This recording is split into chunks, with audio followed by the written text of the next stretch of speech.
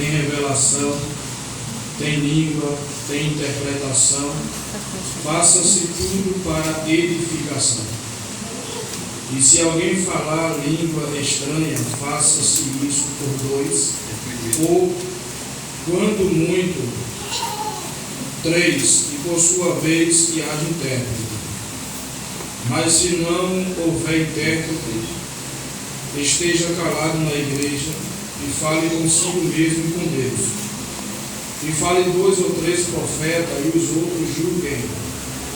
Mas se a outro que estiver assentado for revelada alguma coisa, cale-se o primeiro. Porque todos poderei profetizar, uns depois dos outros, para que todos aprendam e todos sejam consolados.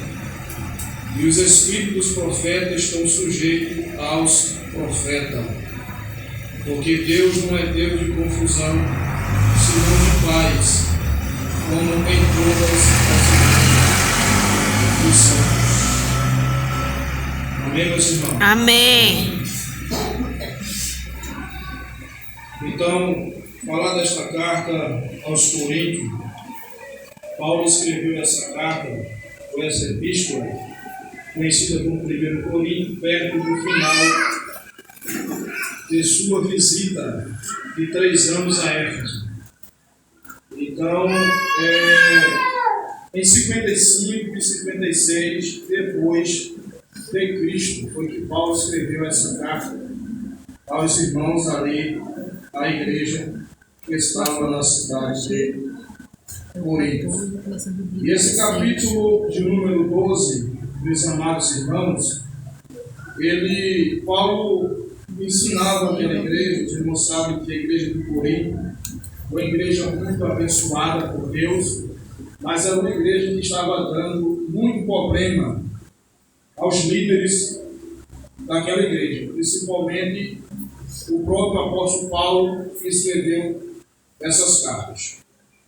Então, no capítulo 14, a epígrafe fala o dom de profecia superior ao de língua. E Paulo, ele aqui, meus amados irmãos, ele teve o cuidado de ensinar a noiva do Cordeiro. Se os irmãos puderem acompanhar alguns versículos do texto, alguns irmãos permanecerem com a Bíblia aberta. No versículo 1, a Bíblia diz assim: segui o amor e procurai com zelo os dons espirituais, mas principalmente o de profetizar. Aí Paulo diz no 2, porque o que fala língua estranha não fala a homens, senão a Deus, porque ninguém o entende. E em espírito fala de mistérios. Alguns irmãos têm isso em mente. E em espírito fala de mistério. Aí no versículo 3, mas o que profetiza fala aos homens para edificação, exortação e consolação. Então os irmãos têm que entender que a profecia, ela tem esses 3 objetivos na palavra de Deus. Primeiro, ela serve para edificar. Segundo, ela serve para exortar. E terceiro, ela serve para consolar. A profecia, meus amados irmãos, ela tem que ter essas características, ela tem que ter esses objetivos, não é? Porque a gente diz isso aqui nessa noite. Então eu te digo, a Bíblia está dizendo, Paulo estava escrevendo aquela igreja. Porque, irmão, profecia, como aí fora a gente vê tantas coisas, tantas pessoas com falta de sabedoria, falta de entendimento da palavra de Deus, e pensa que profetizar é você sair profetizando para quem você achar no meio da rua. Não, a gente tem que ter muito cuidado segundo a palavra de Deus. Outro dia eu estava subindo a principal de casa e eu encontrei um irmão.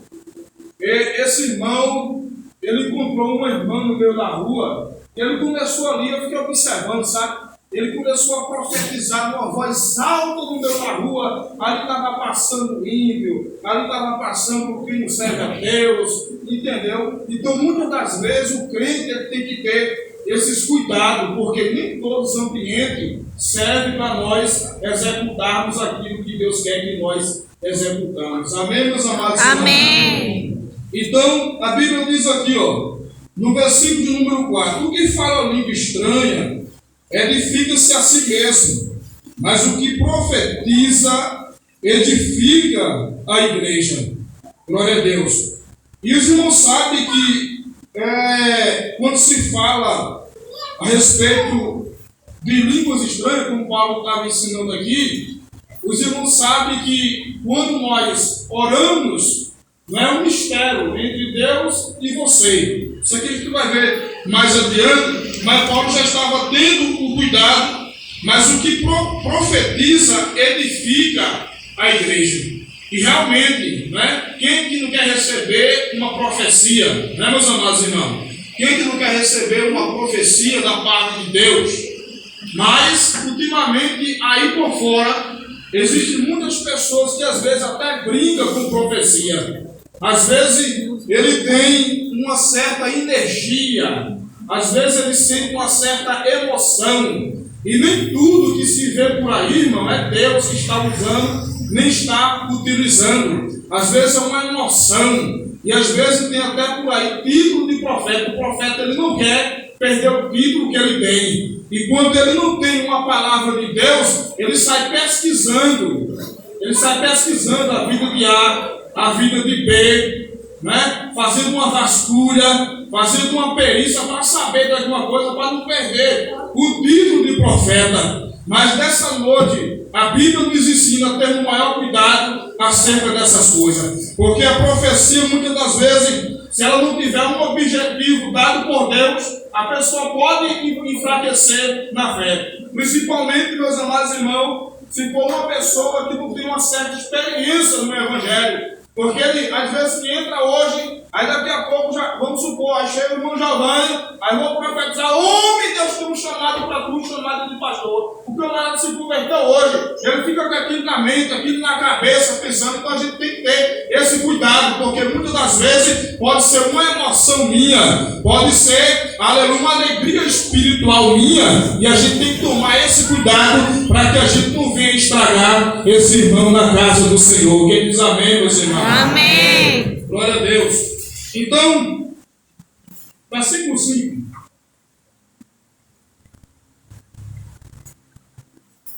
Paulo diz: eu quero que todos vós falais línguas estranhas, mas muito mais que profetizeis, porque o que profetiza é maior do que o que fala línguas estranhas, a não ser que também interprete, para que a igreja receba edificação.